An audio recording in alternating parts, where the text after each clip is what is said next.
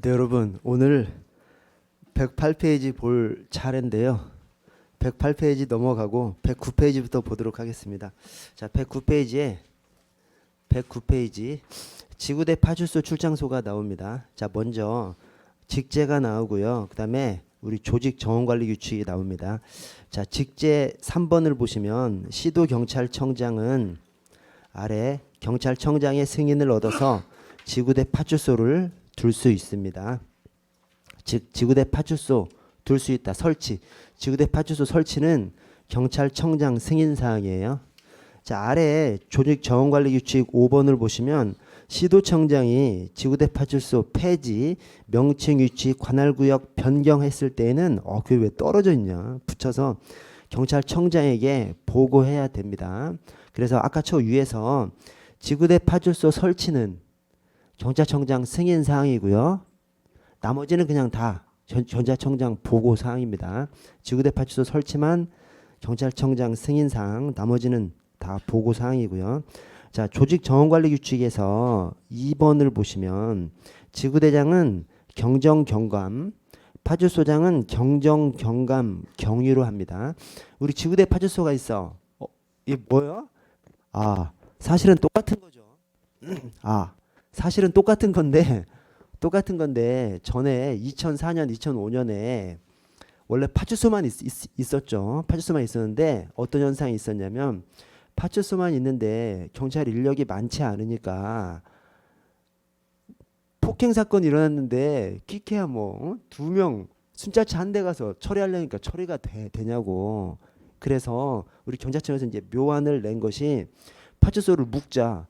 파출소를 묶으면 한 뭐 3개, 4개 파출소가 묶여지면 막 인원이 많아지잖아요. 물론 이제 관할구역도 넓지. 그러나 관할구역에서 동시다발적으로 사건이 벌어지는 것이 아니라 다 시간차를 두고 사건이 벌어지니까 특정 사건이 바로 발생했을 때는 많은 순찰차가 가서 많은 인원이 가서 한꺼번에 딱 대응할 수 있게 이렇게 하자라고 해서 파출소를 한 서너 개씩 묶어가지고 지구대를 만들었어요. 근데 모든 파출소를 묶은 거잖아요. 파출소 일부 남겨두고 또 지구대를 만들었어요. 근데 일단 만들어 놓고 보니까 주민들이 파출소 체제를 엄청 선호해. 뭐냐면 내 지역에 지구대로 만들어 버리니까 내 지역에 파출소가 없는 곳, 파출소 지구대가 없는 지역도 생기는 것이죠. 주민들이 막 광분하신다니까요. 그래서 어떻게든 파출소나 지구대를 다시 만들려고 엄청 막 로비하고 막 그렇게 해서 전에 파출소 서너 개씩 묶어가지고 지구대 만든 것이 다시 다 원상복구 돼버렸어. 원상복구 할 때 좀 큰 데는 또 지구대로 원상복귀 시키고 좀 작은 데는 파출소로 원상복귀 시키고 막 그렇게 했습니다. 그래서 파출소하고 지구대하고 뭔 차이야? 그냥 똑같은데 다만 지구대가 조금 더 큰 거다. 이렇게 그냥 생각하시면 되겠습니다. 하는 일도 똑같고 우리가 취급하는 것도 똑같아요. 그래서 그냥 지구대가 파출소보다 조금 큰 것이기 때문에 이 지구대장, 파출소장 그 계급에 대해서 지구대장은 경정 경감, 파출소장은 경정 경감 경위까지. 즉 파출소장은 저 시골에서는 이제 경위까지. 그러나 지금 막 경감이 갈수록 많아져가지고 저 시골 지역에서도 경위가 하는 곳이 거의 없어졌습니다. 지금 거의 없어졌는데 어쨌든 규정상에는 지구대가 파출소보다 조금 큰 거니까 지구대장은 경정 경감, 파출소장은 경정 경감 경위로 한다. 이렇게 규정을 두고 있습니다. 그 아래에 제가 좀 정리를 해놨거든요. 이 정리를 한 게 자, 지구대 파출소 우리 저 경찰서까지가 우리 통상 경찰기관 하면 그 의미가 그 법령 규칙마다 달라요. 법령 규칙마다 거기서 정하고 있는 대로입니다. 그러나 통상 특별한 설명 없이 경찰기관 하면 경찰서까지를 경찰기관이라고 합니다. 또 경찰서장까지가 행정관청이죠. 그래서 통상 이제 경찰서까지가 경찰기관이라고 하고 그 밑에 짜잘한 것들이 있죠. 지구대, 파출소, 출장소, 치안센터 뭐 이런 것들이 있죠. 그 짜잘한 것들 설치권자는 다 시도청장입니다. 근데 이제 소속은 지구대 파출소를 합해서 지파라 그래요. 지구대 파출소, 출장소는 경찰서장 소속이고 치안센터는 지역경찰관서장, 이 지구대장 파출소장을 합해서 지역경찰관서장이라고 합니다. 지구대 파출소를 지역경찰관서라고 하거든요. 그래서 지구대 파출소장을 지역경찰관서장이라고 합니다. 치안센터는 지역경찰관서라고 하지 않아요. 그냥 별도로 있는 겁니다. 그래서 지구대 파출소만 지역경찰 관서라고 하고 지구대장 파출소장만 지역경찰 관서장이라고 해요. 근데 치안센터는 지역경찰 관서장 소속입니다. 그러나 그 모든 것들이 그 짜잘한 것들 지파 출장소 치안센터 전부 다 설치권자는 시도청장입니다. 위에. 자 그리고 그런 것들을 뭐 설치하고 변경하고 뭐 이런 것들이 경찰청장 승인 사항 경찰청장한테 승인을 받거나 보고를 하거나 해야 할 사항이에요. 승인은 뭐요? 승인은 특별한 설명 없으면 사전 승인이고 보고는 특별한 설명 없으면 사후 보고입니다. 자 그런데 승인 보고 관련해서 지구대 파출소 설치만 경찰청장 승인 사항이고 나머지 사항들 뭐 지구대 파출소 폐지 변경이라든가 뭐 출장소 설치라든가 이런 것들은 다 경찰청장 보고 사항입니다. 지파 설치만 경찰청장 승인 사항, 나머지는 보고 사항. 자 다음 페이지 넘어갈게요.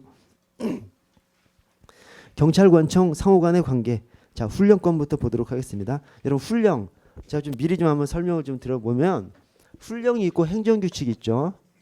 여러분 행정규칙이 있어. 그다음에 훈령이 있어. 어떻게 차이가 나죠? 그럼 어떻게 차이가 날 것 같아요? 여러분 뭐 생각은 있으실 거예요.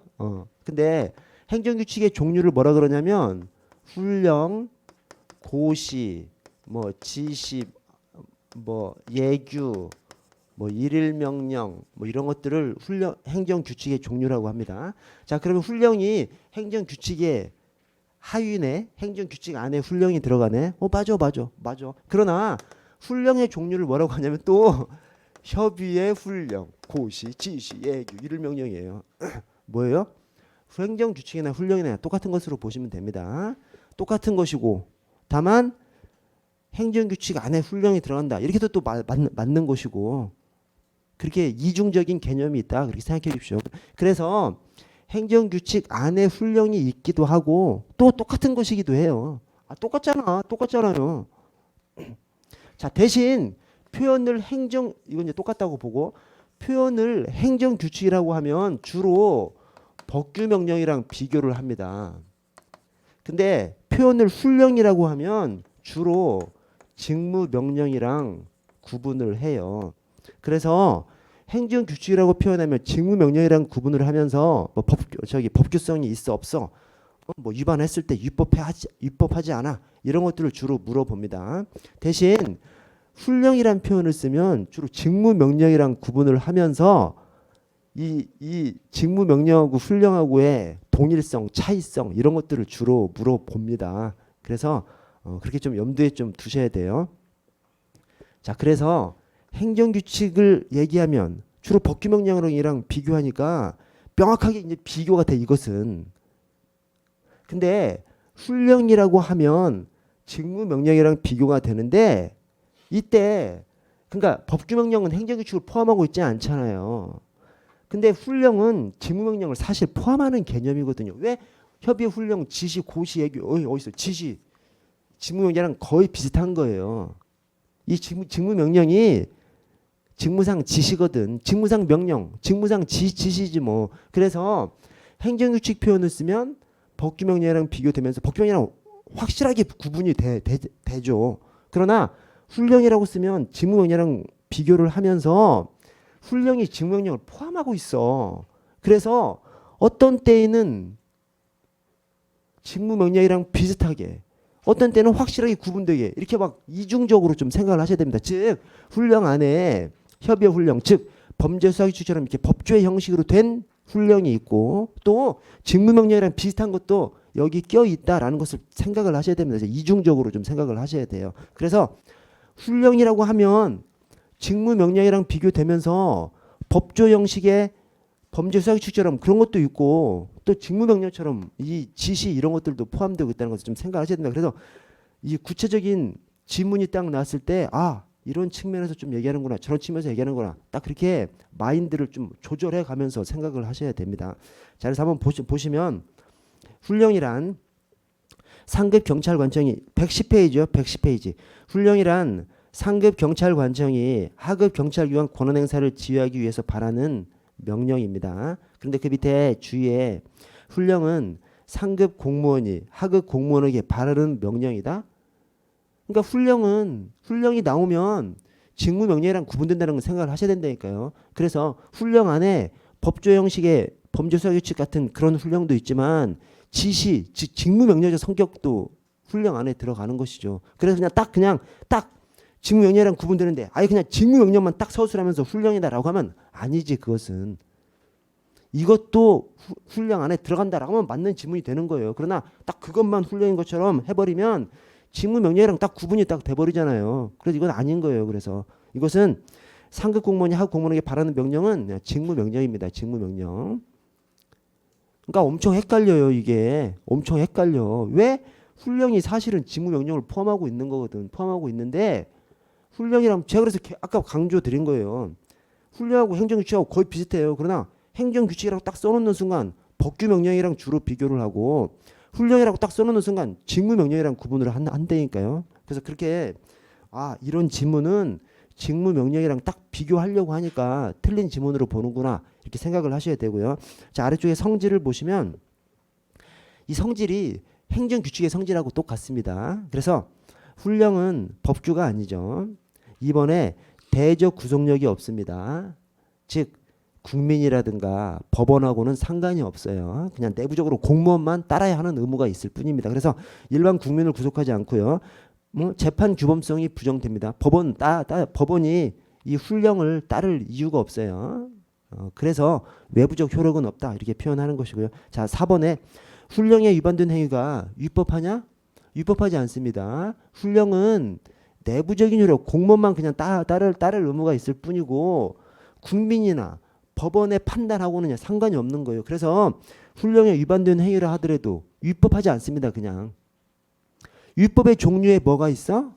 무효 사유에 위법하고 취소 사유에 위법이 있어요. 그래서 훈령에 위반된다 하더라도 위법하지 않기 때문에 무효 사유에 위법도 아니고 취소 사유에 위법도 아니에요. 그래서 훈령 위반하면 위법이 아닌데 세부적으로 들어가서 무효 사유는 아니라도 취소 사유는 된다. 그러면 틀린 지문이 되는 것이죠. 왜?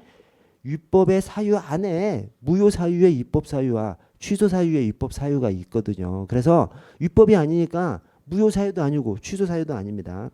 자, 아래 법적 근거, 훈령 제정 시 특별한 법적 근거가 필요치 않습니다. 왜?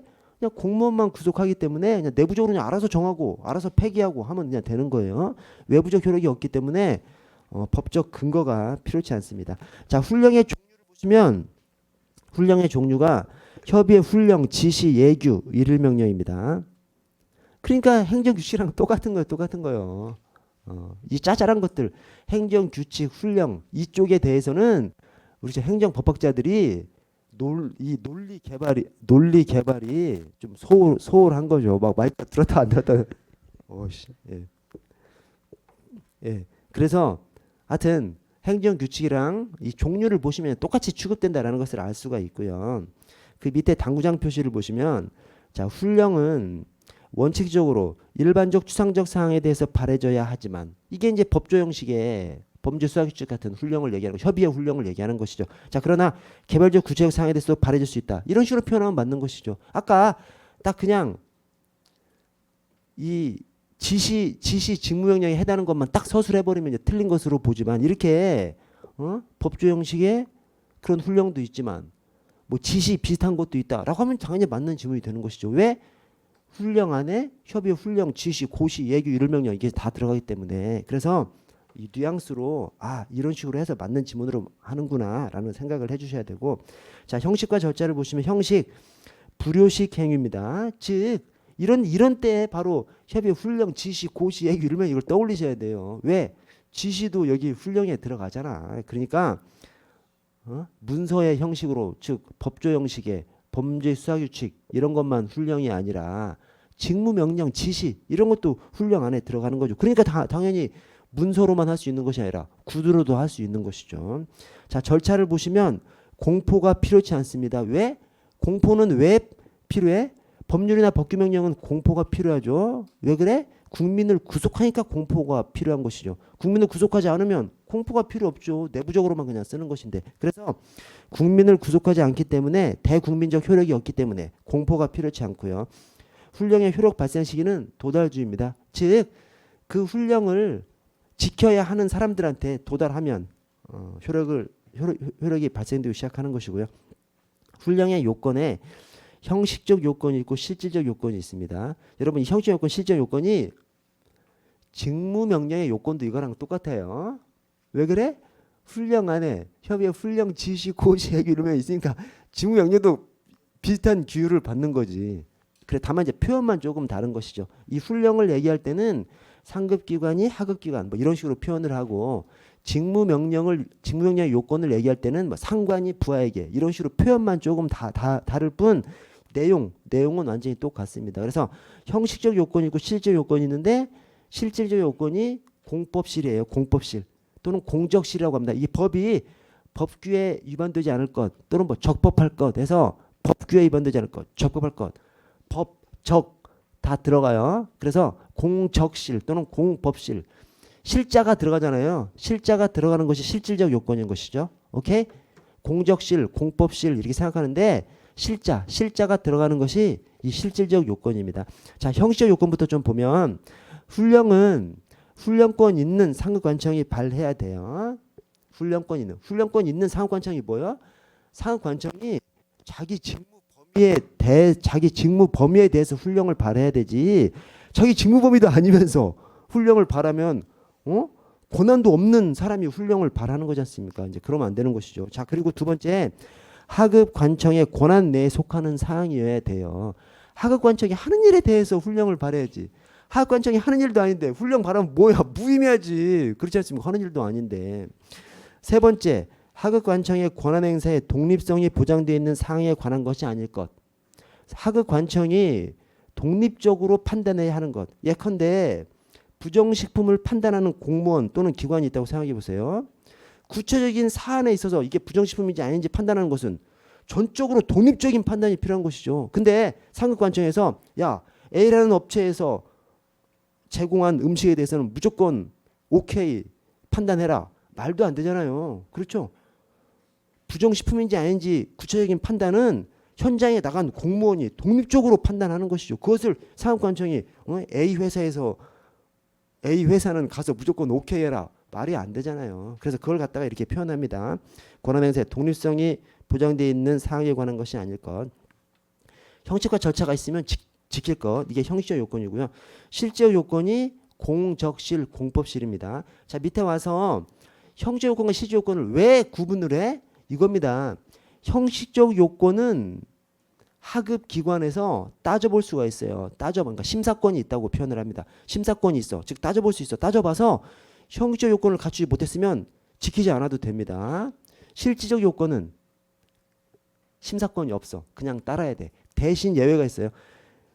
딱 봐도 위법한 것이 뭐 중대 명백한 위법이 있어. 또는 딱 봐도 그냥 한눈에 딱 봐도 그냥 위법해. 그러면 따라서는 안 됩니다. 그때는 따르면 다른 사람이 책임을 져야 됩니다. 물론 그런 위법한 명령을 한 사람도 책임을 져야 되지만 다른 것에 대한 책임도 하급 관청에서 져야 됩니다. 자, 8번에 훈령 위반의 효과를 보시면 첫 번째 끝에 위법이 아니에요. 그 아래 다만 공무원은 지켜야 할 의무가 있기 때문에 위법은 아니지만 지키지 않았으면 그 지키지 않은 공무원은 징계 책임은 질 수 있습니다. 그래서 위법은 아니지만 징계 사유는 될 수 있고요. 아래 훈령의 경합이 나옵니다. 자, 모순되는 2개 이상 상급관청의 훈령이 경합할 때 주관 상급관청의 훈령에 따르면 됩니다. 그래서 뭐 코로나 관련해서 행동수칙이 내려왔는데 보건복지부에서도 내려오고 행정안전부에서도 내려왔어. 우리는 보건복지부 거 들으면 됩니다. 아니 우리 그냥 얼핏 딱 생각했을 때 딱 봐도 코로나 안전수칙은 보건복지부가 딱 맞잖아요. 그것이 바로 이 주관 상급관청 훈령에 따라야 하는 것이고요. 자, 근데 그 상급관청이 상하관계에 있어. 예를 들어서 경찰서 입장에서 경찰청 훈령하고 시도청 훈령하고 달라. 뭘 따라야 돼? 우리가 꼭 높은 데 거 따라야 될 것 같은데 그렇지 않습니다. 우리는 가까운 데 거 따르면 됩니다. 그래야 이 체계가 유지되는 것이지. 무조건 위쪽 걸 따라야 되면 중간 단계는 다 그냥 무의미한 것이죠. 그렇지 않습니다. 그냥 직근 상급관청 거 따르면 됩니다. 그래서 우리 군대에서도 그렇잖아요. 군대에서도 중대장이 얘기하는 것하고 내 바로 고참이 얘기하는 것하고 고참 거 따라야지. 오케이? 잘못되면 고참이 책임져야지. 나도 책임지지만 고참이 크게 책임지고 나는 살짝 곁들여서 책임지는 거죠. 그래서 직근 상급관청 훈령에 따라야 되고요. 3번에 주관 상급관청이 불분명해. 그러면 주관쟁의 방법에 의해서 해결합니다. 이 주관쟁의 방법은 헌법재판소 관할 사항이 있고요. 헌법재판소 관할 사항이 아닌 것들은 공통의 상급관청에서 결정해 주는 것이 이 주관쟁의 방법입니다. 서로 막 어느 기관의 일인지 막 헷갈려. 견해 다툼이 있어. 혼란이 있어. 그러면 둘을 관할하는 공통으로 관할하는 직근의 상급관청에서 갈라주는 것이 원칙입니다. 아래 직무명령 볼게요. 훈령과 직무명령이에요. 훈령과 직무명령. 자, 직무명령 상관이 부하에게 바라는 명령입니다. 아까 훈령을 얘기할 때는 상급기관이 하급기관에게 이런 식으로 표현을 해요. 그러나 훈령 안에는 이 직무명령적 성격도 포함하고 있어요. 자, 어쨌든 직무명령만 얘기할 때는 상관이 부하에게 바라는 명령, 법적 근거 필요 없고요. 자, 범위가 직무집행과 직접 관련되는 사항 당연히 직무명령 할 수 있고요. 근데 두 번째 직무집행과 간접적으로 관련되는 사생활, 즉 복장이라든가 두발이라든가 이런 거 직무명령으로서 할 수 있습니다. 대신 아예 직무랑 아예 관련이 없는 사생활, 이것은 직무명령으로서 할 수 없습니다. 다음 페이지 보시면 훈령과 직무명령을 비교해 보면 자, 먼저 공통점이 있고 차이점이 있죠. 자, 공통점이 법적 근거 필요치 않죠. 즉 재정에 있어서 훈령이나 직무명령이나 재정에 있어서 법적 근거는 필요치 않습니다. 왜? 국민을 구속하지 않기 때문에 행정 내부적으로만 그냥 사용할 것이기 때문에 법적 근거 필요치 않습니다. 자, 구속력 다 똑같이 내부만 구속하죠. 외부 국민이나 법원은 구속하지 않습니다. 자, 효력에 있어서 이제 차이점이죠. 훈령은 기관의 의사를 구속합니다. 기관의 의사. 이게 훈령하고 직무명령을 이제 구분하려고 하니까 이제 그런 거예요. 훈령 안에 저 법조형식 범죄사기칙처럼 그런 훈령이 있고 또 뭐 지시 이런 것들도 들어가 있지 않습니까? 그런데 직무명령이랑 비교할 때는 여기에서는 법조 형식의 훈령을 딱 떠올리셔야 되죠. 그렇게 해서 구분하는 거예요. 그래서 자, 훈령은 기관 의사를 구속하고요. 그래서 저 범죄수사규칙 경찰청장이 범죄수사규칙 만들어. 그럼 밑에 다 구속하잖아요. 하급 기관들을 다 구속하죠. 전자청장이 관둬. 상관없죠. 그래도 범죄수사규칙은 개정된 대로 계속 그냥 적용이 되는 겁니다. 직무명령은 공무원 개인이 부하 공무원한테 직무명령을 하는 거기 때문에 그 개인한테만 구속됩니다. 그래서 공무원이 바뀌어. 즉 상관이 바뀌건 부하 공무원이 바뀌건 그럼 그냥 그 직무명령은 없는 거랑 똑같이 됩니다. 그래서 우리 현장에서 지휘관 진짜 개 같은 사람 오죠. 기다리는 거야. 저 새끼 가기만. 응? 가면 그 사람이 지시한 거 다 그냥 없어지는 거죠.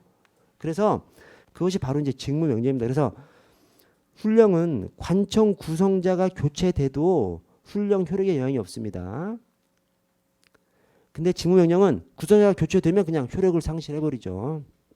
자, 양자 간의 관계가 훈령은 직무명령을 겸할 수 있다. 직무명령은 훈령을 겸할 수 없다. 이게 이제 딱 보면 헷갈리잖아. 근데 어느 날 헷갈릴 수가 있어요. 왜 헷갈리는지 알아? 저도 해봤으니까, 공부해봤으니까. 이게 엄청 헷갈립니다. 근데 이렇게 생각하셔야 돼요. 이게 큰 것이 작은 것을 포함할 수는 있는데 작은 것이 큰 것을 포함할 수는 없잖아요. 그 측면에서 약속하고 그냥 서술한 겁니다. 그래서 훈령이 큰 거기 때문에 큰 것이 작은 것을 포함할 수는 있는 거예요. 그러나 작은 것이 큰 것을 포함할 수는 없는 거죠. 그냥 그 측면에서 얘기한 겁니다. 더 확대해서 생각하면 엄청 헷갈려. 엄청 헷갈려. 그러나 이게 이제 이걸 가지고 그냥 그런 약속 속에서 서술해 놓고 시험 지문에 나와 버려요. 그러니까 훈령이 더 큰 것이기 때문에 큰 것이 작은 것을 포함할 수 있다. 즉 훈령은 직무명령을 겸할 수 있다. 그러나 그 반대 작은 것이 큰 것을 포함할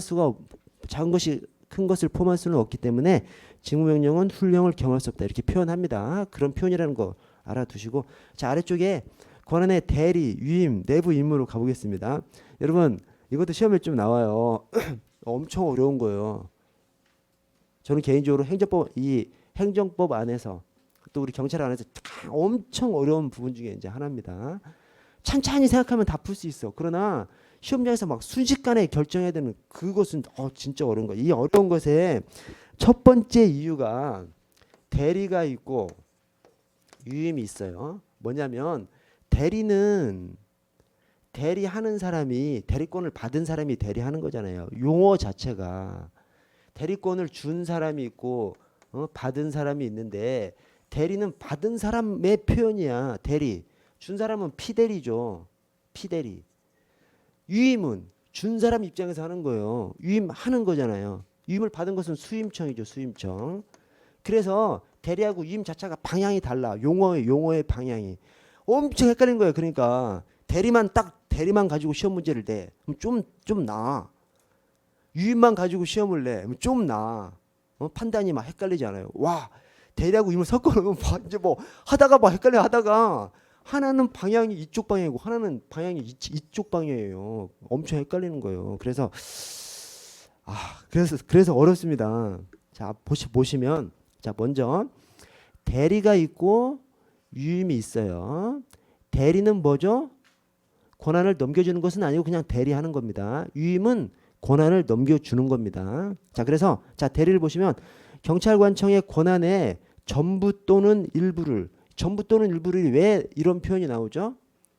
임의 대리가 있고 법정 대리가 있죠. 임의 대리는 반드시 일부입니다. 임의 대리를 얘기하면서 전부 하면 무조건 틀린 질문이죠. 대신 법정 대리가 있어. 법정 대리는 사고가 나서 없어진 것을 대리하는 거잖아요. 통으로 대리할 수밖에 없는 것이죠. 그래서 전부 또는 일부를 이렇게 적어 놓은 것이 전부는 법정 대리, 일부는 임의 대리 때문에 그래서 법정 대리, 임의 대리를 합한 전체 대리를 얘기할 때는 전부 또는 일부를 이렇게 표현할 수 있습니다. 유임은 무조건 일부죠. 전부 유임할 거면 뭔 유임을 해? 그냥 없어져 버려야지. 그죠? 그래서 유임은 무조건 일부고 대리는 전부 또는 일부를 이렇게 표현을 할 수 있습니다. 그래서 전부 또는 일부를 다른 행정기관이 피대리청을 위한 것임을 표현해서 자기의 이름으로 행사합니다. 이 피대리청을 위해서 한다는 것이 우리는 통상 이렇게 그냥 대자 쓰고 하는 겁니다.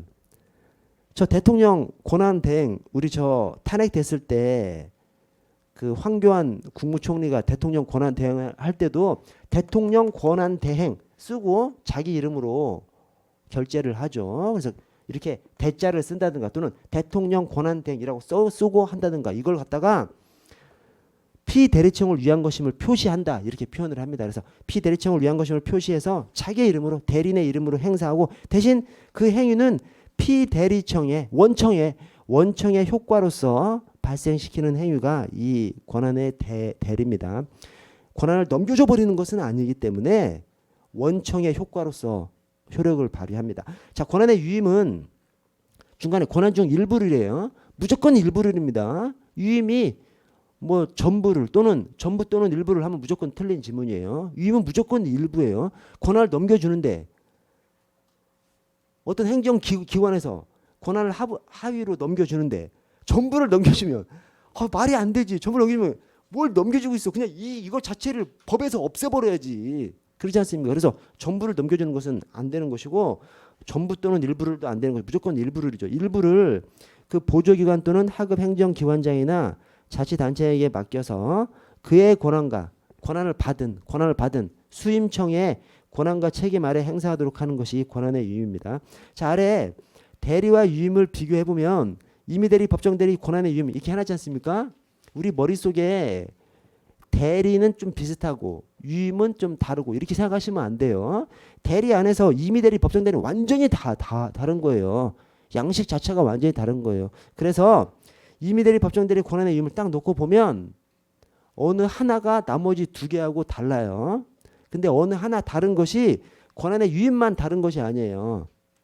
임의 대리나 법정 대리가 둘 중에 하나가 유임하고 똑같고 나머지가 다를 수가 있어요. 그래서 여기서는 임의 대리, 법정 대리, 권한의 유임 중에서 나머지 두 개랑 다른 것을 형광펜으로 칠해 놓은 다음에 그걸 중심으로 이렇게 좀 이 마인드를 여기를 보실 때 이것은 이렇고 나머지 두 개는 이렇구나라고 마인드를 돌리면서 이렇게 보셔야 됩니다. 자, 먼저 상대방이 이건 이제 유임이 다르죠. 유임은 주로 하급 관청한테 그래서 우리 뭐 경찰청장이 임용권을 시도청장한테 유임하는 거 그런 겁니다. 그래서 주로 상급관청이 하급관청한테 대신 임의대리와 법정대리는 주로 보조기관이 그래서 대통령이 탄핵됐어. 국무총리가 보조기관이 경찰서장이 교통사고 나서 죽었어. 그러면 일시적으로 경무과장이 보조기관이 하는 것이고요.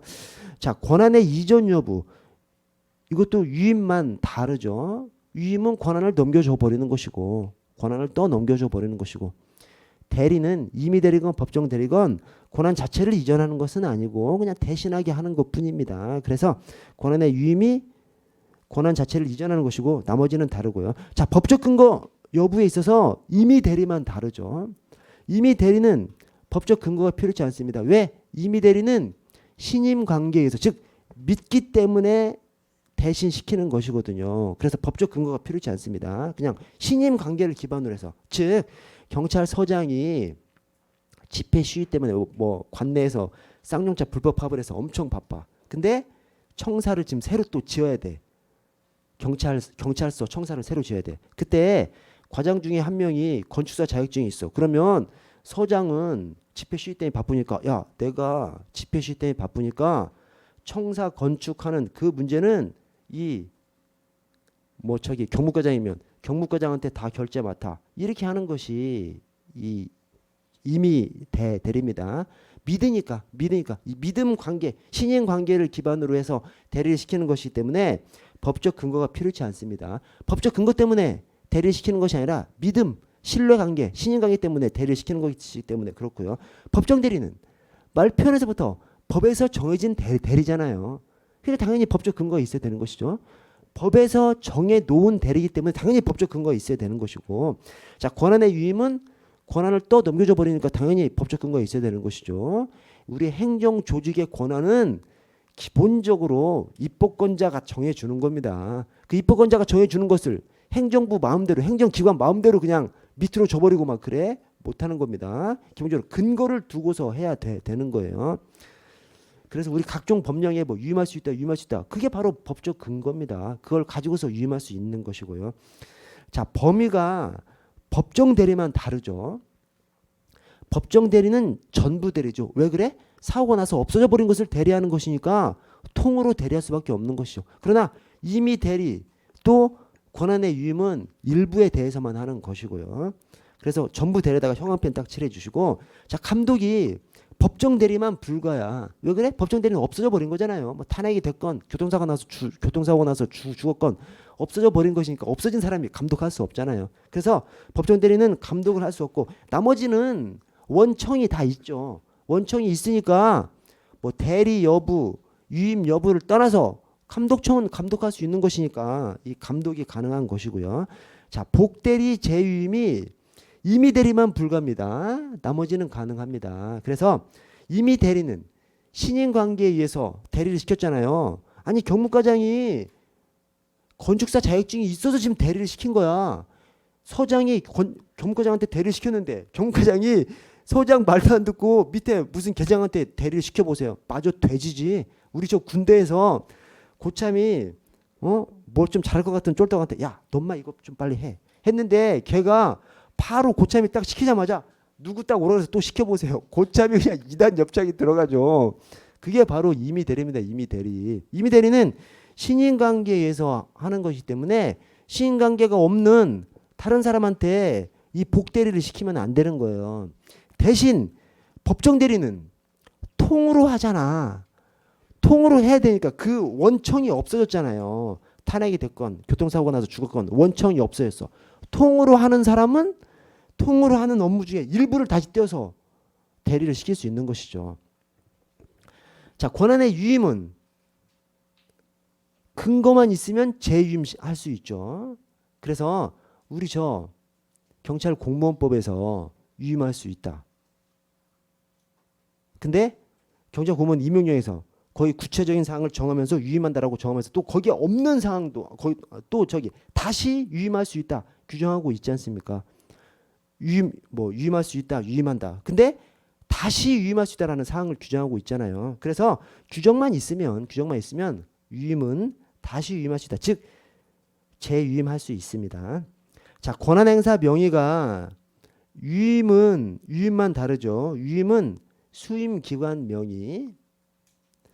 자, 임의대리나 법정대리는 대리기관 명의.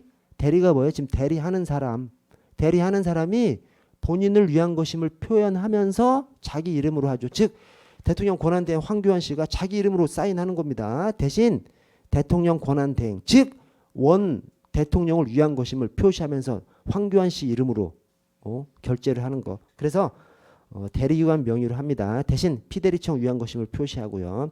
권한의 유임은 권한을 넘겨줘 버렸으니까 권한을 받은 수임청에서 수임청 명의로 하는 것이고요. 자, 효과의 귀속하고 행정소송의 피고는 똑같습니다. 효과가 귀속되는 사람, 그 사람이 행정소송의 피고가 되는 것이기 때문에 권한의 유임은 수임기관이죠. 권한을 넘겨 받아버리니까 효과의 귀속도 수임기관, 행정소송의 피고도 수임기관입니다. 대신 대리는 본인을 위한 거야. 그래서 본인한테 효과가 귀속됩니다. 그래서 피대리청, 원청이죠. 원청한테 효과가 귀속되고 행정소송의 피고도 원청이 됩니다. 그래서 임의대리, 법정대리 다 똑같아요. 이게 굉장히 어렵습니다, 여러분. 예. 오른쪽 복대리를 볼게요, 여러분. 복대리. 자, 복대리. 대리를 다시 대리시키는 것이죠. 대리 받은 사람이, 그러니까 대리청이 이 피대리청으로부터 대리권을 수여받은 대리청이 다시 하위에다가 대리시키는 거. 이것이 이제 복대리입니다. 자, 의의가 대리권자가 끝에 다시 타인으로 하여금 대리하게 하는 것. 자, 허용 여부가 임의대리는 복대리가 허용되지 않습니다. 왜? 신인관계를 바탕으로 대리시킨 것이기 때문에 신인관계가 없는 다른 사람한테 원청 기준으로 신인관계가 없는 다른 사람한테 대리청이 다시 대리를 시키면 안 되죠. 피대리청 의사에 반하는 것이죠. 그러면 피대리청의 신인관계에 반하는 것이기 때문에 임의대리는 복대리가 허용되지 않습니다. 법정대리는 복대리가 허용되죠. 왜 그래? 법정대리는 통으로 하는 것이기 때문에 통으로 하면서 일부 다시 대리시킬 수 있는 것이죠. 오히려 복대리 필요성이 진짜 있는 거죠. 왜 그래? 원청이 없어져 버렸잖아요. 없어져 버려가지고 국무총리가 대통령 권한 대행을 해. 그러면 대리시킬 일이 더 있겠지. 통으로 하지 않아야 원래는 하지 않을 사람이 하는 것이니까 대리시킬 일이 더 있겠죠. 그래서 법정대리는 복대리가 가능합니다. 자, 복대리인의 성격이, 복대리인은 대리권자의 대리인이 아니라 피대리청의 대리다. 이 말이 국무총리가 대통령 권한대행을 하면, 국무총리가 대통령 권한대행을 하면서 부총리한테 야, 이 일은 네가 결제 맡아 라고 하면서 대리권을 수여할 수가 있죠. 자, 그때 그 부총리는 누구의 일을 하는 거예요? 국무총리 일을 하는 것이 아니죠. 대통령 권한 대행을 하는 국무총리의 일을 하는 거기 때문에 사실은 대통령의 일을 하는 것이죠. 그래서 이렇게 복대리는 대리권자의 대리인이 아니라, 즉 국무총리의 대리인이 아니라 원청, 대통령의 대리인이라고 봅니다. 당연하지. 국무총리가 대통령의 일을 하는 것을 대리하는 것이니까. 그래서 그걸 표현해서 대리권자의 대리인이 아니라 피대리청의 대리인이라고 하고요. 자, 마지막으로 엄청 어려운 개념인데 복대리는 언제나 임의대리입니다. 오케이? 이 말이 복대리는 법정대리가 아닌 것이죠. 그러니까 이게 뭐냐면 대통령이 있고 총리가 있어요. 그 다음에 이제 부총리가 있죠. 자, 대통령이 뒤졌어. 그래서 대리를 합니다. 이 대리를 하는 것은 이제 법정대리죠. 이 법정대리에서 복대리가 있을 수 있죠. 임의대리는 복대리가 있을 수 없고. 자, 법정대리가 복대리가 있는데 이 복대리는 무조건 임의대리지. 왜 그래? 이게 만약에 법정대리면 여기까지 뒤졌어야지. 그러면 이 사람은 복대리가 아니라 최초 그냥 대통령을 대리하는 원대리가 돼버리는 것이죠. 그래서 만약에 이것을 법정대리라고 한다면 논리 자체가 그냥 논리의 전제가 깨져버리죠. 이게 법정대리려면 얘가 뒤졌어야 돼. 얘까지 뒤졌어야 되잖아. 근데 그것이 아니잖아요. 지금 복대리가 성립하려면 얘가 살아야만 복대리가 성립하기 때문에 복대리는 반드시 임의대리가 되는 것이죠. 좀 어려운 개념입니다, 여러분. 어려운 개념인데 헷갈리시면 뒤졌냐 안 뒤졌냐 이걸 따져보시면 됩니다. 그래서 복대리는 언제나 임의대리에 해당하고요. 자, 아래에 우리 저 유임이 있고 지금 이제 대리 유임을 지금 얘기한 것이지 않습니까? 근데 유임이 있고 또 위탁이라는 개념이 있어요. 유임, 위탁. 자, 그래서 한번 보시면, 자, 제가 미리 좀 말씀드릴게요. 뭐냐면 유임이 있고 위탁이 있는데, 정부 조직법하고 그다음에 행정권한의 유임 및 위탁에 관한 규정, 즉 법령에서는 유임하고 위탁을 구분합니다. 그런데 판례에서 그냥 유임 안에 다른 행정기관에 위탁이니 다른 행정기관에 권한을 넘겨주는 것을 위탁이라고 하는데, 위탁까지 그냥 위탁의 의미까지 넣어서 하는 지문이 막 돌아다녀요. 그 지문이 어떤 지문이냐면 판례 지문이에요. 판례 지문에서 위탁의 개념까지 유임에다 넣어서 그냥 판례가 쫙 나와. 왜 그래? 행정법학자들이 옛날에 유임하고 위탁을 구분하지 않았어요. 그냥 위탁도 다 그냥 유임에다 넣어서 그냥 얘기한 거야. 근데 이 정부 조직법과 행정권한의 유임 및 위탁 규정, 이 법령이 제정되면서는 유임하고 위탁을 구분한 것이죠. 그래서 정부 조직법이나 행정권한의 유임 및 위탁이라는 규정이 딱 명시되면 유임하고 위탁을 딱 구분해야 되는 것이고, 법령이 명시되지 않으면 위탁의 개념까지 유임에 그냥 포함돼서 사용되는 것도 맞는 지문이 될 수 있는 거예요. 그게 판례 지문이다. 판례 지문. 오케이? 예, 그래서 자, 먼저 정부 조직법하고 행정권한의 유임 및 위탁에 관한 규정을 보시면, 자, 정부 조직법의 6조에 권한의 유임 또는 위탁, 행정기관은 법령으로 정하는 바에 따라 그 소관 사무의 일부를 유임은 하여튼 일부를 보조기관 또는 하급 행정기관에 유임하거나 다른 행정기관, 지방자치단체 또는 그 기관에 위탁 또는 유임할 수 있습니다. 여러분, 유임 뭐고 위탁은 뭐요?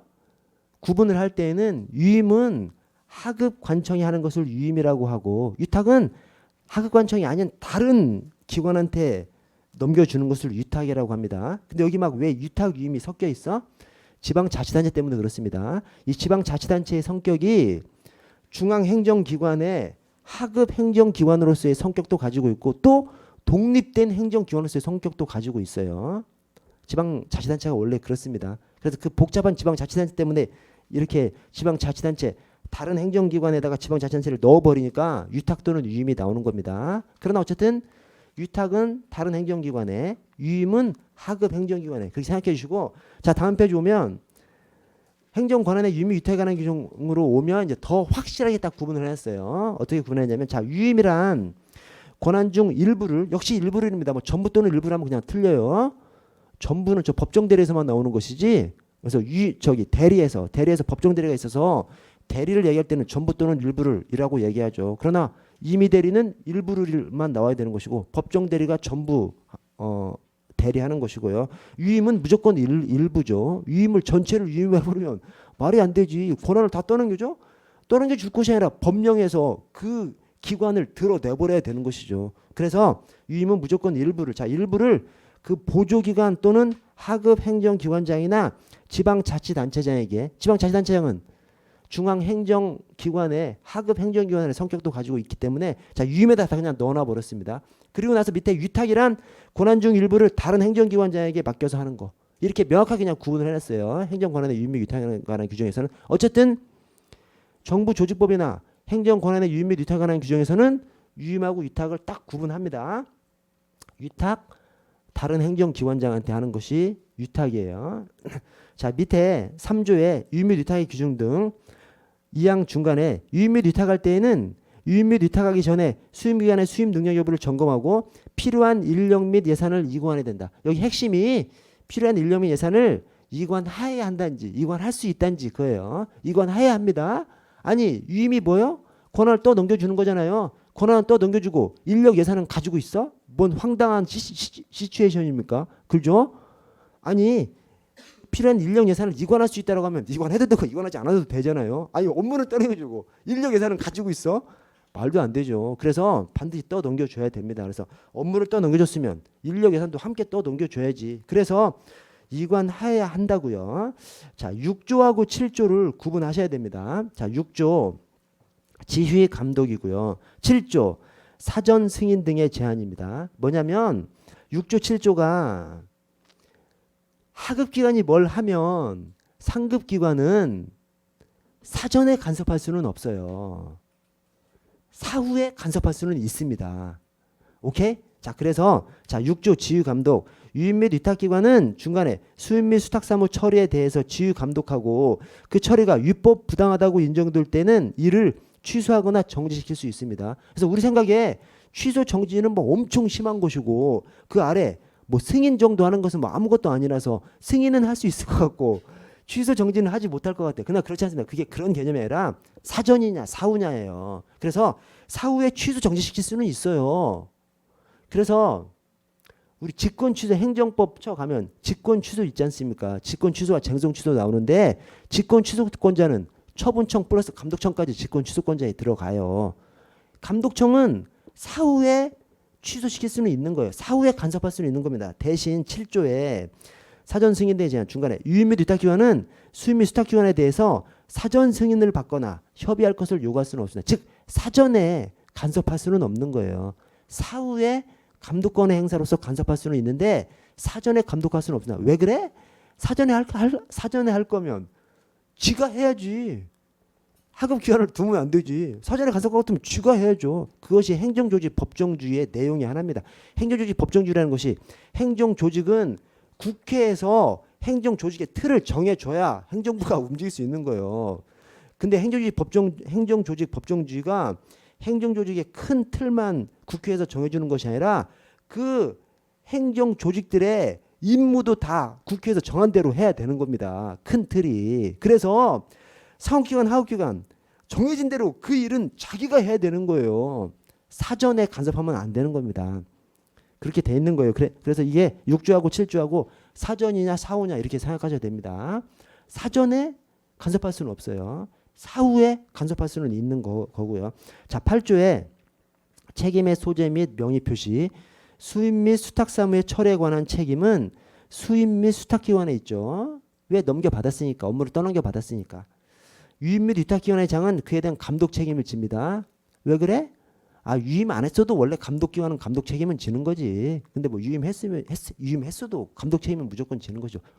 상급기관이 감독기관이기 때문에 감독기관은 감독 책임을 무조건 져야 되는 것이고 대신 그 지적인 그 업무에 대한 것은 업무를 떠넘겨 받았으니까 떠넘겨 받은 곳에서 책임을 져야 되는 것이고요. 자, 9조에 감사 둘째 줄에 유임 및 위탁기관은 아래 수임 및 수탁기관의 수임 및 수탁사무 처리 사항을 수시로 감사할 수 있습니다. 감사 감독은 감독기관의 임무이기 때문에 자 아래 내부 위임을 보도록 하겠습니다. 여러분 내부 위임이 뭐예요? 이것도 진짜 어려운 거예요. 내부 위임이 대결이나 위임 전결을 내부 위임이라고 합니다. 근데 왜 이것을 내부 위임이라고 해? 내부적으로만 위임한 것일 뿐 대외적으로는 표시하지 않아. 그겁니다. 그냥 내부적으로만 위임할 뿐이에요. 대외적으로는 대외적으로는 원청의 이름으로 해야 되는 것이죠. 그걸 갖다가 내부 위임이라고 합니다. 즉 한 번 더 말씀드릴게요. 내부 위임이란 그냥 내부적으로만 위임을 했을 뿐 대외적으로 표시하지는 않습니다. 대외적으로 뭘 표시하지 않는다는 것이 위임됐다는 것을 표시하지 않는 것이죠. 그래서 내부 위임이라고 합니다. 그래서 이 내부 위임을 사실상 위임이라고도 해요. 왜 그래? 그냥 사실상 위임 관계가 있을 뿐 대외적으로는 표시하지 않는 것이죠. 대외적으로는 무조건 기관장 원청의 이름으로 해야 되는 것이죠. 자, 그래서 내부 위임 안에 대결하고 위임 전결이 있는데요. 자, 대결이란 결재권자의 휴가, 출장, 일시 등 일시 부재 시에 보조기관이 결재를 하는 것을 말합니다. 즉 운전면허 정지처분, 취소처분을 해야 되는데 경찰서장이나 시도청장이 없어. 그럼 어떻게 해? 그럼 그 보조기관이 사인해 주죠. 해줍니다, 여러분. 일선에서 뭐 크게 부담 없이 그냥 지휘관 없어? 엄청나게 중요한 사항 아니고서는 그냥 보조기관이 사인해 줘요. 그러면 그냥 내부적으로 그 유임 관계가 형성될 뿐 대외적으로는 당연히 경찰서장 이름으로 운전면허 정지처분을 해야 되고 시도청장 이름으로 운전면허 취소처분을 해야 되는 것이죠. 이런 것을 대결이라고 합니다. 지휘관이 없어. 잠깐 자리를 비웠어. 근데 빨리 좀 사인해 줘야 돼. 그냥 보조기관한테 가서 해달라면 보조기관이 그냥 해줘요. 그냥. 자, 그때 원래 기관장이 해야 되는데 보조기관이 해준 거잖아요. 기관장 들어오면 보고해야 되겠죠. 그걸 갖다가 후여를 요함 이렇게 표현합니다. 오케이? 대결은 그런 거예요. 대결은 지휘관이 잠깐 자리를 비웠을 때 보조기관이 대신 결재를 해줘. 기관장 들어와. 그러면 보고하는 것이죠. 제가 결제해 주었습니다. 이런 거 이렇게 보고를 해야 되는 거. 그걸 갖다가 후여를 요한다고 표현합니다. 자, 유임 전결은 우리 각종 기관에서 정하는 모든 것을 기관장 결제 맡아 물리적으로 불가능해요. 그래서 이건 법령은 아니고 내부에 그냥 행정규칙으로 유임정결 규정이 있어요. 그래서 내부에 기관장이 사인해야 되는 것, 결제해야 되는 것들이 엄청 많지 않습니까? 그걸 다 기관장이 다 결제해. 그러면 기관장이 일을 못하죠. 그래서 조금 하찮은 것들은 평상시에서부터 다 그냥 과장, 부장이 다 하는 거예요. 아주 하찮은 것들은 계장, 좀 덜 하찮은 것은 과장, 조금 더한 것은 부장. 이 상시 그렇게 하는 거예요. 상시. 그걸 갖다가 유임정결이라고 합니다. 유임정결은 그렇게 하찮은 상시 보조기관이 하기 때문에 기관장한테 후열이 필요해 안 해? 나중에 보고할 필요가 없죠. 원래 그 하찮은 사항 원래 과장, 부장, 계장, 과장, 부장이 하는 것이니까. 대신 이것도 대외적으로 의사표시할 때는 기관장 명의로 해야 됩니다. 원청 기관장 명의로 해야 됩니다. 그래서 대결이나 유임정결이나 전부 다 이걸 내부 유임 또는 사실상 유임 이렇게 표현하는 것이 그냥 내부적으로만 유임관계가 있을 뿐 대외적으로 표시는 하지 않습니다. 즉 대외적으로는 원청 이름으로 표시해야 됩니다. 그것이 사실은 핵심입니다. 여러분 오른쪽 판례를 보시면 오른쪽 판례에 1번 판례 다섯째 줄 끝에 굵은 글씨를 보시면 권한 유임의 경우에는 수임관청이 자기의 이름으로 권한 행사를 할 수 있지만 내부 유임의 경우에는 수임관청은 유임관청의 이름으로만 권한을 행사할 수 있을 뿐 자기의 이름으로 권한을 행사할 수 없습니다. 왜?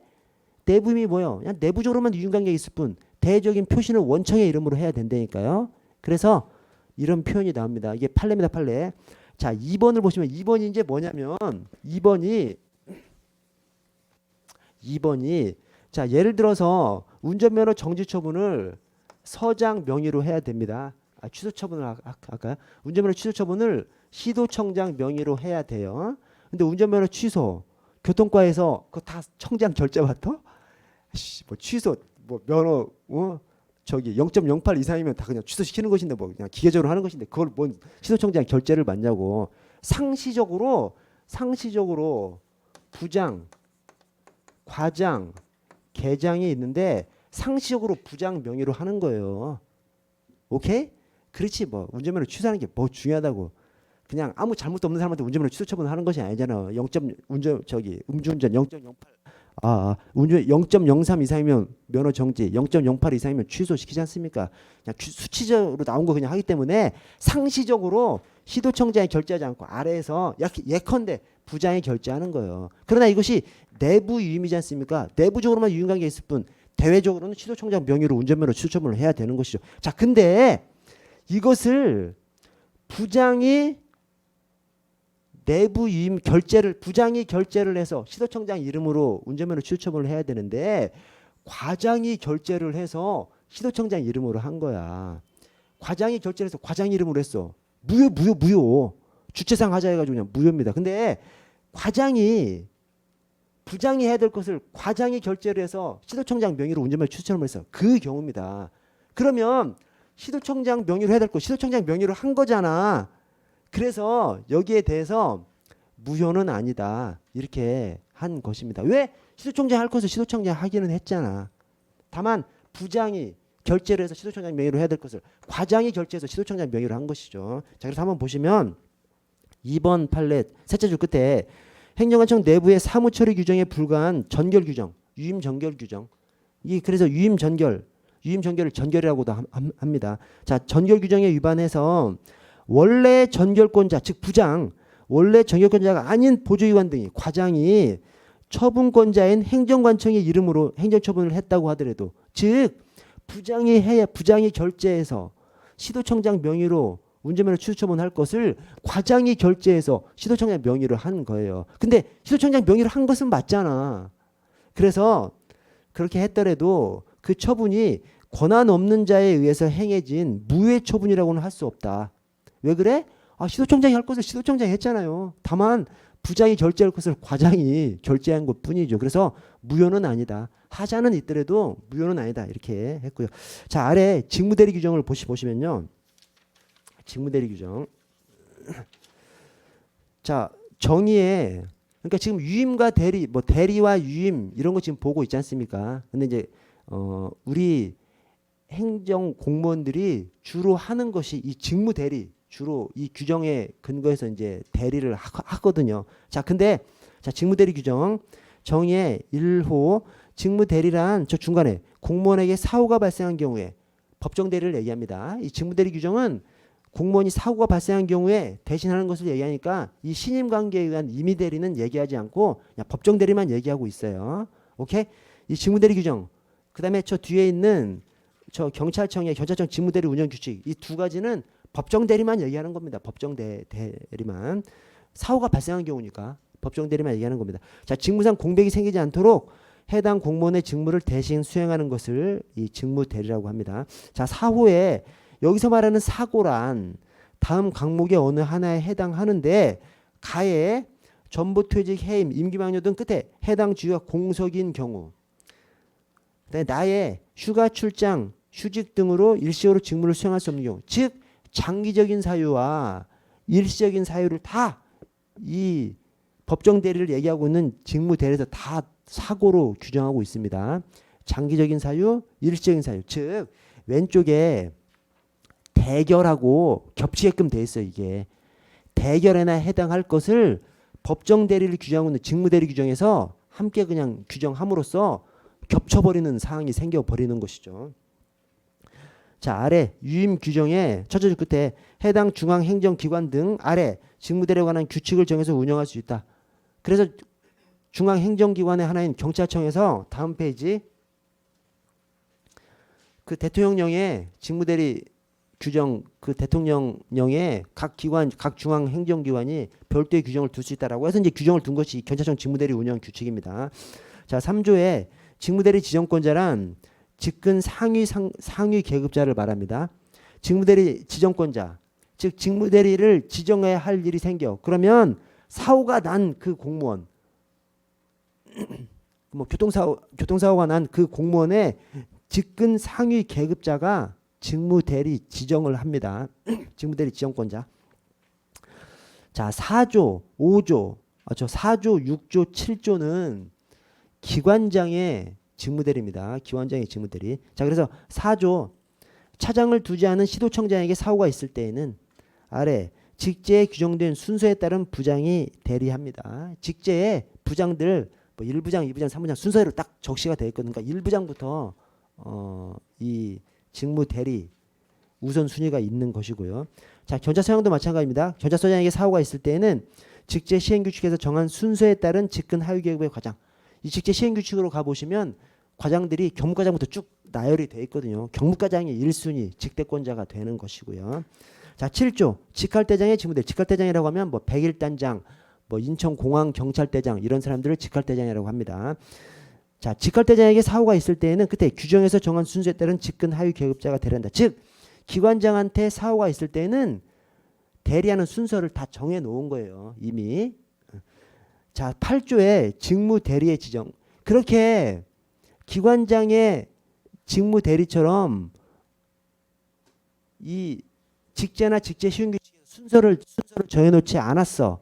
그러면 이제 지정권자가 지정하는 것이죠. 자, 그런데 4조부터 7조까지 규정한 사항 외의 공무원에게 즉 기관장이 아닌 공무원에게 사고가 발생했거나 또는 규정된 직무 대리가 적절치 않다고 인정되는 경우 즉 경찰서장한테 사고가 생겼으면 경무과장이 1순위 직대권자지 않습니까? 근데 경찰서장보다 바로 위가 누구야? 시도청장입니다. 시도청장이 딱 보니까 경무과장이 이상한 새끼야. 그러면 경무과장한테 시키지 않고 시도청장이 별도로 지정할 수 있는 겁니다. 그래서 기관장이 아닌 사람들도 지정권자가 지정해야 되고 기관장도 순서에 따라서 하는데 그게 마음에 안 들어 그러면 그 직대 지정권자가 바로 직근 상급 기관이 직근 상급 직근 상위 계급자가 별도로 직대자를 지정할 수 있습니다. 그래서 4조부터 8조 4조부터 7조까지 규정한 사항 외의 공무원에게 즉 기관장이 아닌 공무원에게 사고가 발생했거나 또는 규정된 직무 대리가 적절치 않다고 인정되는 경우, 그 순서에 따른 뭐 과장, 부장이 아니야. 그러면 그 위에 있는 직대 지정권자가, 자, 직무대리 지정권자가 해당 공무원의 직근 하위 계급자 중에서 직대자를 지정합니다. 그래서 직무대리자는 사고가 발생한 그 공무원의 직근 하위 계급자를 지정하는 것이 원칙입니다. 근데 이것도 또 예외가 있어. 구조 직무대리의 특혜, 중간에 직무대리 지정권자는 아래 부득이한 사유가 있는 경우 사고가 발생한 공무원과 동일한 계급자를 직대자로 지정할 수 있습니다. 즉 경무과장한테 사고가 발생해. 그럼 직대 지정권자가 누구요? 바로 위 계급자니까 경찰서장이죠. 경무과장한테 사고가 발생해. 경찰서장이 직대자를 지정하는데 누구를 지정해야 돼? 사고가 발생한 경무과장의 직근 하위 계급자, 즉 경무계장이나 정보통신 정보와 장비계장이나 격리계장이나 이 사람들 중에서 직대자를 지정하는 것이 원칙이죠. 근데 딱 보니까 경찰서장이 보니까 경무계장, 정보와 장비계장, 격리계장 다 이상한 새끼야. 하여튼 그러면 서장이 동일한 계급자, 즉 다른 과장한테 경무과장까지 함께 하라고 할 수 있습니다. 일선에서 왕왕 있습니다. 일선에서 통상 과장이 자리를 비워. 그러면 서무계장이 대리를 하죠. 근데 서장 입장에서 이상해 또는 미워. 그러면 야, 수사과장 네가 경무과장까지 해. 이렇게 하는 경우가 왕왕 있습니다. 그래서 현실을 반영해 놓은 것이고요. 자, 10조 직무대리 운영을 보시면 1항에 직무를 대리하는 경우 한 사람은 하나의 직위에 대해서만 직무대리를 할 수 있습니다. 두 개의 직위를 직무대리 할 수 없어요. 왜 그래? 사항을 보시면 직대자는 본래 담당한 직위의 업무를 수행하면서 직대 업무를 수행하는 것을 원칙으로 하거든요. 그래서 경무계장이 경무과장 직대하면 경무계장도 하면서 경무과장을 해야 되는 것이고, 수사과장이 경무과장을 직대하면 수사과장 하면서 경무과장 직대해야 되기 때문에, 그러니까 하나만 직대할 수 있는 것이죠. 직대가 기본적으로 직대를 하면 두 개를 해야 되니까 두 개를 직대하면 세 개를 해야 되는 거잖아. 그래서 10조 1항에 직대는 한 사람이 하나의 직위를 하면 직대를 할 수 있도록 해놨습니다. 왜 그래? 사항에 본래 담당한 직위 업무를 수행하면서 직대 업무를 해야 하기 때문에 그 추가로 하는 직대 하나만 할 수 있게 하는 거예요. 자, 다만 그 사항의 둘째 줄 끝에 승진 후보자에게 사고가 발생한 공무원의 직대를 하게 하는 경우에는 본래 담당한 직위의 업무를 수행하지 않고 직대 업무만을 수행하게 할 수 있습니다. 승진 후보자가 뭐요? 승진이 확정됐는데 아직 승진 임용은 받지 않은 사람이지 않습니까? 이게 우리 현실에서 1월 초 중순에 승진 시험, 그다음에 승진 심사를 하거든요. 1월 초 중순에 승진이 확정돼. 그럼 바로 승진 시켜줘? 아니죠. 3월 달에 시켜주기도 하고 6월 달에 시켜주기도 하고 12월 달에 시켜주기도 합니다. 그 사이에 승진 후보자가 되죠. 그 승진 후보자를 2월 달 정기 인사 때 바로 발령해 버리거든요. 발령할 때 아직 승진을 못 했으니까 직대로 발령합니다. 왜? 계급에 딱딱 맞게 인사 배치를 해야 돼요. 그래서 계급에 안 맞기 때문에 직대로 발령합니다. 직대로 발령할 때 그 직위만 하게 하잖아. 이게 이제 그 말입니다. 이게. 그래서 직대는 원래 직을 하면서 직대 업무까지 해야 되는데, 승진 후보자를 발령할 때는 직대 업무만 그냥 할 수 있게끔. 그래서 승진이 확정된 사람이 원래 이제 경무계장이었어. 근데 경무계장 경감이었는데 경정 승진했어. 근데 승진 임용된 것이 아니라 승진 임용이 확정된 것이죠. 그럼 이제 승진 후보자가 되는 것이죠. 그때 2월 초 정기 인사할 때 바로 과장으로 발령 내준다니까. 근데 발령 내줄 때 직무 대리로 발령을 내주죠. 그때 경무 과장만 할 수 있게끔, 계장 직무는 없애버리고 그냥 과장만 할 수 있게끔 하는 것이 여기 이제 들어가 있는 겁니다. 10조의 2항을 다시 보겠습니다. 2항, 10조의 2항. 자, 2항에 직무대리를 지정할 때에는 끝에 직대 명령서를 직무대리자에게 발급해야 됩니다. 직대 명령서를 발급해야 돼. 꼭 임용장처럼 직대 명령서를 발급해야 돼. 대신 사망에 사고기간이 15일 이하인 경우, 즉 직대를 15일 이하로만 하면 되는 경우에는 직대 명령서 발급을 생략할 수 있습니다. 다만 아래 끝에 명확하게 통지는 해줘야 돼요. 알려는 줘야 되는 것이죠. 대신 직대 발령서 발급을 생략할 수 있고요. 15일 이내면. 여러분 저 좀 쉬었다가 저 20분에 시작하겠습니다.